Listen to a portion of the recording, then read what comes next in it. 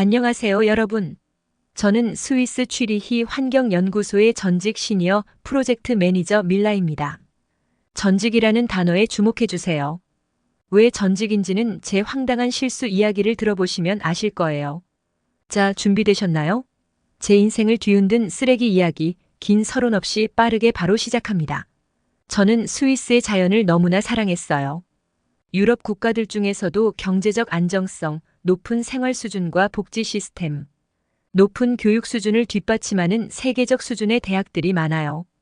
이 모든 경제적 여유와 문화, 교육의 시스템들이 스위스의 친환경 정책과 깨끗한 자연환경을 만들어주기 때문에 스위스에서 환경연구원이란 내 직업이 내 자존감을 지켜주었어요.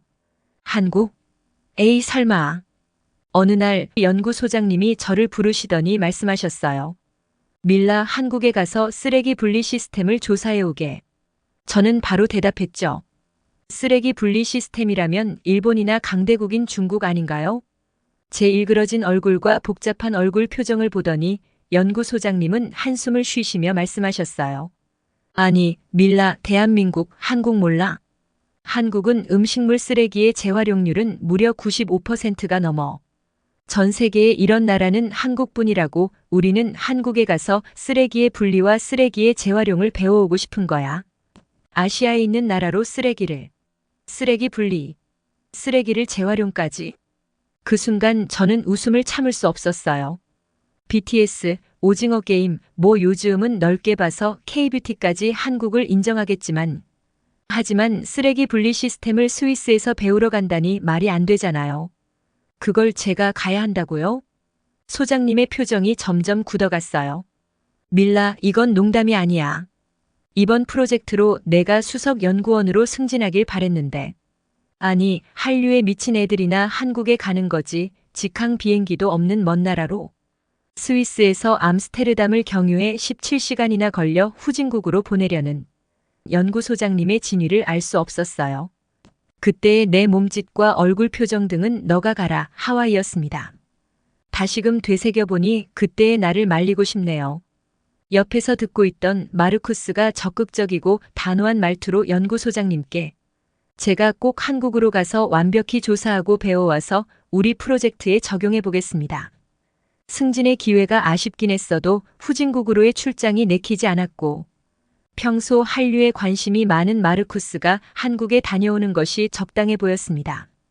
어느 주말 동안 움직이지 않고 하루 종일 코리아 드라마만 보게 했던 오징어 게임을 제게 추천해준 마르쿠스였기에 한국행은 마르쿠스에게 더 어울려 보였어요.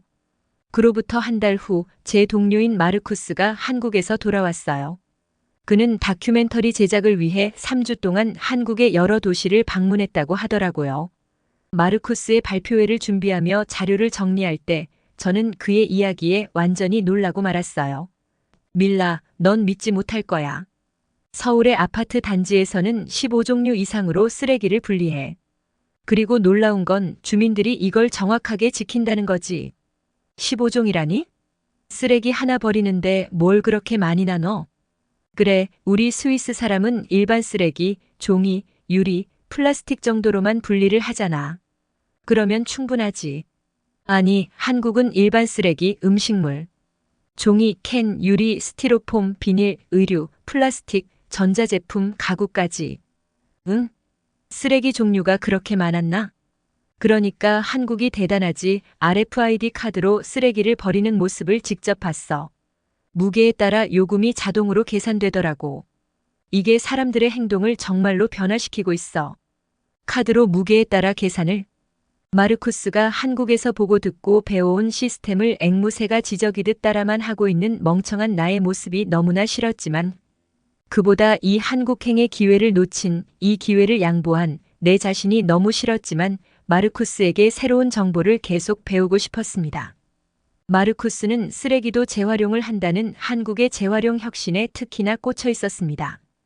폐플라스틱으로 만든 의류, 폐종이로 만든 가방, 음식물 쓰레기로 만든 비료와 폐기물을 소각하는 열을 에너지 자원으로 활용하고 한국은 이미 우리가 상상만 하던 것들을 그들은 온 국민이 이미 실현하고 있어. 마르쿠스가 보여준 사진과 동영상은 저의 모든 의심을 날려버렸어요. 깨끗한 거리, 분리수거 교육을 받는 어린 학생들, 첨단 재활용 시설이 모든 것이 현실이었던 거예요. 한국의 쓰레기 재활용은 약 86%로 OECD 국가 중에서도 최상위권이라는 거예요. 마르쿠스의 발표가 끝나고 저는 큰 충격에 빠졌어요. 제가 얼마나 편협한 시각을 가지고 있었는지 깨달았죠. 스위스의 환경 정책에 대한 자부심이 오히려 다른 나라의 혁신을 인정하지 못하게 만들었던 거예요. 그 순간 저는 한국 방문의 기회를 거절했던 것을 정말 후회했어요. 직접 보고 경험할 수 있었던 기회를 놓쳤다는 생각에 너무나 아쉬웠죠. 뒷북이라 욕하셔도 이제 저는 한국의 환경 정책에 대해 더 자세히 알아보고 싶어졌어요. 우리 연구소장님께 한국 방문을 직접 요청했고, 다행히 2차 조사단으로 허락을 받았어요. 다음 달에 저는 2주간 한국을 방문할 예정이에요. 서울, 부산, 세종시 등 여러 도시를 돌아보며 한국의 선진 환경 정책을 직접 경험하고 배워올 거예요. 이번 여행을 통해 스위스의 환경 정책을 더욱 발전시킬 수 있는 아이디어를 얻을 수 있을 거라 기대해요. 그리고 무엇보다 제 편견을 깨고 세상을 더 넓은 시각으로 바라볼 수 있게 된 것에 감사하고 있어요. 한국 여러분, 곧 여러분의 나라에서 뵙겠습니다. 쓰레기 분리수거시 제가 알아두어야 할 일, 힘든 일이 있을까요? 댓글에 남겨주시면 제 업무와 조사에 많은 도움이 된답니다. 구독과 좋아요는 영상 제작에 큰 힘이 됩니다.